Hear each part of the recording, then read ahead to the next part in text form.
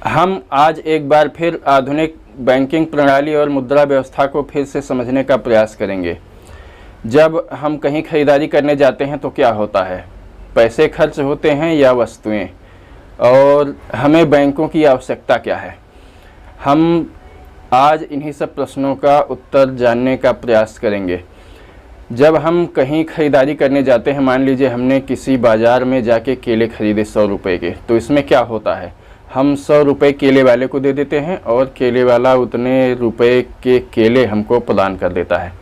उसको ले आते हैं, हम उसका उपयोग करते हैं और केले समाप्त हो जाते हैं। इस तरह से हम देखते हैं इस प्रक्रिया में बाज़ार से 100 रुपये के केले समाप्त हो गए। उनको हमने ख़रीदा और लाकर उनका उपयोग किया, वो समाप्त हो गए, हमने उनको खा लिया, वे समाप्त हो गए। और हमने जो 100 रुपये केले खरीदने में खर्च किए थे वो दरअसल खर्च नहीं होते हैं, बल्कि मेरे पास से वो रुपए केले वाले के पास चले गए। इस तरह से हम देखते हैं कि खरीदारी की प्रक्रिया में वस्तुएं, उपभोक्ता वस्तुएं और सेवाएं तो खर्च होती हैं, लेकिन पैसा यथावत बना रहता है, केवल वह एक हाथ से दूसरे हाथ में चला जाता है। अर्थात खरीदारी की प्रक्रिया में पैसा नहीं खर्च होता है, वस्तुएं खर्च होती हैं, पैसा उतना ही बना रहता है, केवल वह एक आदमी से दूसरे आदमी के हाथ में चला जाता है। सभी व्यापारिक प्रक्रियाओं में यही होता है। अब जब हम देखते हैं कि किसी भी खरीदारी प्रक्रिया में पैसा नहीं खर्च होता है, वस्तुएं खर्च होती हैं, तो हमेशा कमी पैसे की क्यों पड़ी रहती है। आज इस माहौल में जब हम देखते हैं तो हर कोई कह रहा है कि पैसे की कमी है, पैसे कम हैं, पैसे हैं ही नहीं, पैसे आज बाज़ार से लगभग गायब से हैं और बाज़ार में उनकी कमी है। लेकिन प्रश्न यह है कि जब पैसा खर्चा ही नहीं होता है किसी भी व्यापारिक प्रक्रिया में, तो वह कैसे कम हो जाता है। वस्तुएं खर्च होती हैं और उनका उत्पादन करने में, उनकी पुनः आपूर्ति करने में कुछ समय लगता है, लेकिन आज विकसित संसाधनों और वैज्ञानिक तकनीकों के फलस्वरूप उनको प्रचुर मात्रा में उत्पादित करके पुनः उनकी सप्लाई की जा सकती है और उनकी कमी लगभग नहीं पड़ती है। जब तक कि कोई उनकी कालाबाजारी ना कर दे, तब तक आज के इस युग में पर्याप्त उपभोक्ता वस्तुएं और खाद्य सामग्रियां पैदा होती हैं और उनकी कमी लगभग नहीं हो सकती है, जब तक कोई जानबूझकर इसकी कालाबाजारी ना करे, उनको जमाखोरी करके कमी ना पैदा करे। लेकिन तब ये पैसा कैसे कम होता है, इसको जानने के लिए हम ठीक से एक उदाहरण से समझते हैं। हम जानते हैं कि लोग पैसा बैंक से लेते हैं और फिर बैंक में जमा करते हैं। किसी भी खरीदारी की प्रक्रिया में उपभोक्ता वस्तुएं और सेवाएं खर्च होती हैं, पैसे नहीं खर्च होते हैं। इसके बाद भी समाज में हमेशा पैसों की कमी बनी ही रहती है। ऐसा कैसे होता है और इसके लिए कौन जिम्मेदार है, कौन सी व्यवस्था इसके लिए जिम्मेदार है, इसको समझने से पहले हम पैसे के व्यवहार को ठीक से समझते हैं। मान लीजिए हम लोग खरीदारी करते हैं, खरीदारी किए और कुछ किए, सब कुछ करने के बाद में अंत में एक चीज़ आती है, बैंक। हम सब अपने पैसे बैंक में जमा करते हैं, फिर बैंक से निकालते हैं, उपयोग करते हैं और फिर हमसे खर्च होकर पैसे जिसके पास जाते हैं वो भी जाके अंततः बैंक में जमा करता है। पैसे का मतलब होता है प्रवाहशील मुद्रा। जब तक मुद्रा प्रवाहशील रहती है तब तक समाज धनी और संपन्न रहता है। पैसे का केवल यही उपयोग है कि उपभोक्ता वस्तुएं एक स्थान से दूसरे स्थान तक जाती रहें, एक आदमी के हाथ से दूसरे आदमी के हाथ तक जाती रहें। पैसा या मुद्रा इसकी एक व्यवस्था है। इसके द्वारा वस्तुओं का आदान प्रदान आसानी से और आराम से होता है, सुविधापूर्वक होता है। पैसे के अभाव में उपभोक्ता वस्तुओं का आदान प्रदान बहुत समस्यापूर्ण हो जाएगा और लगभग असंभव हो जाएगा। इतने बड़े पैमाने पर वस्तुएं लोगों तक आसानी से पहुंच नहीं पाएंगी। मान लीजिए किसी प्रदेश में गेहूं बहुत अधिक पैदा होता है और वहां पर गेहूं की बहुतायत है। इसके बाद हम देखते हैं कि दूर कहीं एक प्रदेश है जहां पे इस समय गेहूं की कमी है और वहां के लोगों को भोजन के लिए गेहूं चाहिए। अब जहां पे गेहूं पैदा होता है वहां से व्यापारी गेहूं को खरीदते हैं, उसके लिए उनको पर्याप्त पैसा चुकाते हैं और फिर उनको यातायात के साधनों में ट्रक के द्वारा लाद करके फिर जहाँ पे उनकी कमी है या आवश्यकता है वहाँ पे गेहूं को ले जाते हैं और यातायात के साधनों को पैसा चुकाते हैं और फिर वहाँ ले जाकर बेचते हैं। और ख़रीदने वाले जिनको भी आवश्यकता है वो लोग पैसा चुका करके व्यापारी से वो चीज़ खरीद लेते हैं। अब हम देखते हैं इस पूरी प्रक्रिया में एक चीज़ की आवश्यकता होती है, वह है मुद्रा या पैसा। पैसे के द्वारा व्यापारी ने जहाँ पे गेहूं था वहाँ से ख़रीदा, पैसे के द्वारा ही यातायात के साधनों से उसका स्थानांतरण किया और ले आकर जहाँ पे उनकी आवश्यकता थी वहाँ पे लाकर बेचा और पैसे के द्वारा ही और उनको जिसकी आवश्यकता थी उन लोगों ने व्यापारियों से ख़रीदा और उनका उपयोग किया। इस पूरी प्रक्रिया में गेहूं जहां पैदा होता है वहां से यातायात के साधनों द्वारा जाया जाकर जहाँ पे उनकी आवश्यकता थी वहाँ पर वह खर्च हो गया और समाप्त हो गया। और पैसा व्यापारी के पास से किसानों के पास, जहाँ पे गेहूं बहुत पैदा होता था वहाँ, और व्यापारी के पास से यातायात साधनों के पास गया। और फिर हम देखते हैं कि व्यापारी को जहाँ पे गेहूं की कमी थी वहाँ के लोगों ने पैसा प्रदान किया और गेहूं खरीद कर उसका उपयोग किया।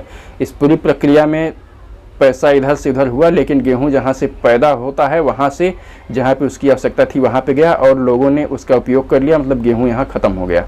हम इस पूरी प्रक्रिया को समझने के लिए, आसानी से समझने के लिए छोटा सा उदाहरण लेते हैं। मान लीजिए एक गांव है जहाँ पे 10 लोग हैं।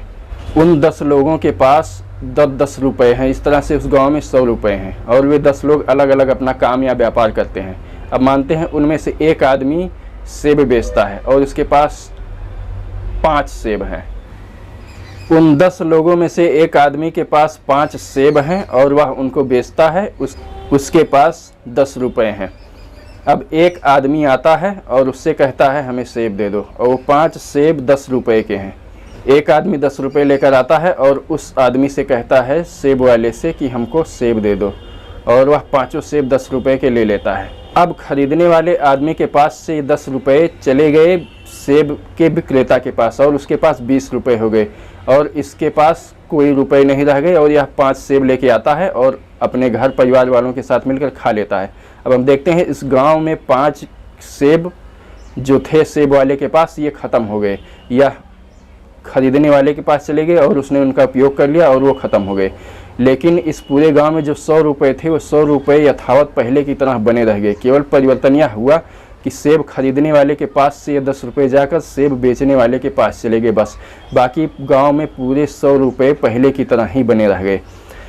यह इस गांव में ये 100 रुपये तब तक बने रहेंगे जब तक कोई इस गांव से बाहर जाकर इन अपने रुपयों को ले जाकर कहीं अलग जमा ना कर दे, किसी गांव से बाहर किसी जगह पर, या कोई ले जाकर बैंक में ना जमा कर दे, या कोई ले जाकर कहीं पर गाड़ ना दे जो कि वित्तीय प्रवाह से या चलन से बाहर हो जाएं।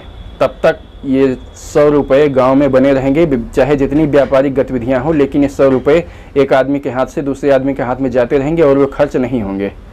अब हम देखते हैं व्यापारिक प्रक्रियाओं में मुद्रा एक स्थान से दूसरे स्थान पर एक आदमी के हाथ से दूसरे आदमी के हाथ में स्थानांतरित होती रहती है और वस्तुएं खर्च होकर अपने उत्पादन की जगह से जहां पर उनकी आवश्यकता होती है उस स्थान पर जाती हैं और उपभोक्ताओं के पास पहुंच जाती हैं और उनका उपयोग किया जाता है। इस तरह से समाज में समृद्धि आती है। इस तरह से हम देखते हैं आधुनिक मुद्रा का अपने आप में कोई मूल्य नहीं है, वह सिर्फ वस्तुओं को एक स्थान से दूसरे स्थान पर विनिमय किया जा सके आसानी से, इसका साधन है बस। इस आधुनिक मुद्रा की और कोई मूल्य अपने आप में नहीं है, या केवल कागज़ का ठीकरा है, केवल इसका उपयोग वस्तुओं के विनिमय के लिए किया जाता है बस। इस पूरी विनिमय की प्रक्रिया में एक चीज़ आती है जिसको हम कहते हैं बैंक।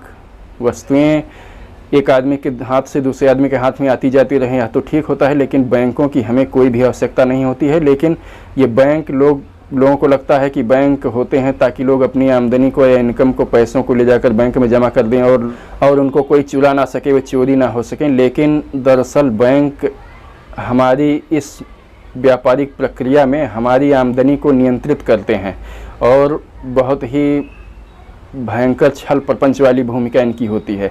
दरअसल हमें बैंकों की कोई आवश्यकता ही नहीं है। अगर बैंक ना हो तो समाज ज़्यादा समृद्ध और सुखी होगा। बैंक पैसों के द्वारा हमारी आमदनी को नियंत्रित करते हैं। हम देखते हैं यह कैसे होता है। अभी मैंने कुछ देर पहले बात की थी कि समाज में व्यापारिक प्रक्रियाओं में खर्च तो उपभोक्ता वस्तुएं होती हैं, लेकिन कमी हमेशा पैसों की बनी रहती है। ऐसा कैसे होता है?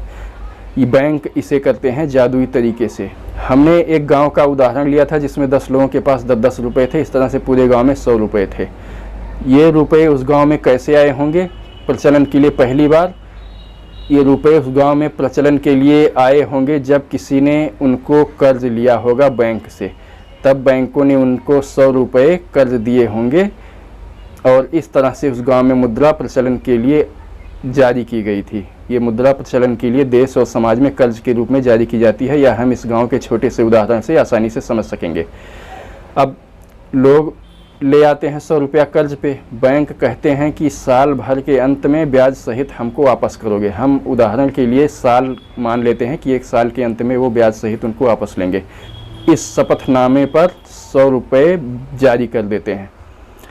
अब बैंक जारी तो 100 रुपये करते हैं, लेकिन साल भर के अंत में 110 रुपये वापस लेंगे समाज से। अब होता क्या है, साल भर में बैंक जो 100 रुपया समाज में जारी किए रहते हैं वह व्यापारिक प्रक्रिया में चलने लगता है और उपभोक्ता वस्तुओं का आवागमन एक स्थान से दूसरे स्थान पर होता रहता है और लोगों की आवश्यकताएं पूर्ति होती रहती हैं और समाज समृद्ध होता है। लेकिन जैसे जैसे साल बीतता जाता है, बैंकों ने कर्ज पे रुपए दिए थे और 100 रुपये जारी किए थे, इसके बदले में वे 110 रुपये वापस लेंगे। तो धीरे धीरे किस्तों के रूप में या फिर एक मुश्त जैसे भी उन्होंने एक शपथ पत्र लिया हो ऋण लेने वाले से, वो 100 रुपये जो बैंक ने समाज में 100 रुपये जारी किए थे उसको वो वापस समाज से उठाने लगते हैं। मान लीजिए पूरे साल में 110 रुपये वापस लेंगे और हर महीने कुछ किस्तों में वो उसको वापस ले रहे हैं।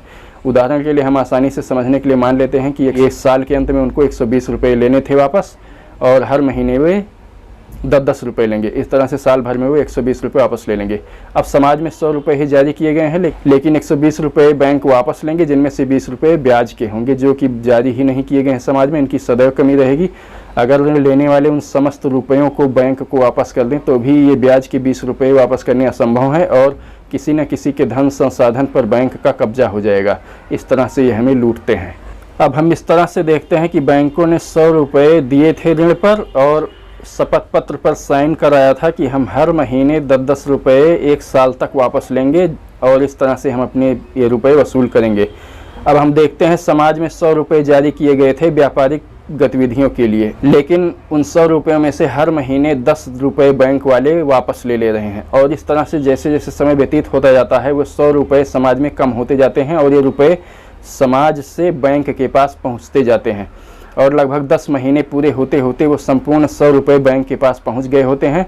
इसके बाद भी 20 रुपये उनको वापस चाहिए होते हैं ब्याज के, अपने ऋण के, जो कि अब समाज में है ही नहीं, लेकिन उनको चाहिए और वो एक बड़ी समस्या पैदा कर देते हैं।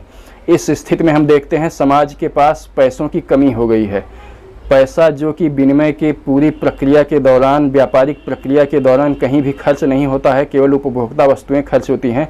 इस तरह से बैंकों के इस चालाकी और कुचक्र के चलते समाज में उनकी हमेशा कमी बनी रहती है और सब लोग हमेशा पैसों की कमी से पीड़ित रहते हैं। इसी प्रक्रिया के चलते हम सब देखते हैं कि पैसे केवल ऋण के रूप में ही जारी किए जाते हैं और ये कुछ समय के बाद बाजार से बैंकों द्वारा खींच लिए जाते हैं ऋण के किस्तों के रूप में और इस तरह से बाजार में पैसों की कमी हो जाती है और फिर मंदी आ जाती है और तमाम तरह की आर्थिक समस्याएं जन्म लेती हैं। इनसे निपटने के लिए सरकारें या रिजर्व बैंक ब्याज दरों को कम कर देते हैं और लोग और ज़्यादा ऋण लेते हैं और जब ऋण लेके आते हैं तो फिर बैंक वाले पहले से जो पैसा वापस खींचे होते हैं समाज से, उसमें से ना दे करके उसका नया पैसा क्रिएट करके देते हैं, जो कि केवल आभासी रूप में ऋण लेने वालों के खातों में संख्याओं के रूप में लिखे होते हैं, हकीकत में वो मौजूद नहीं होते हैं।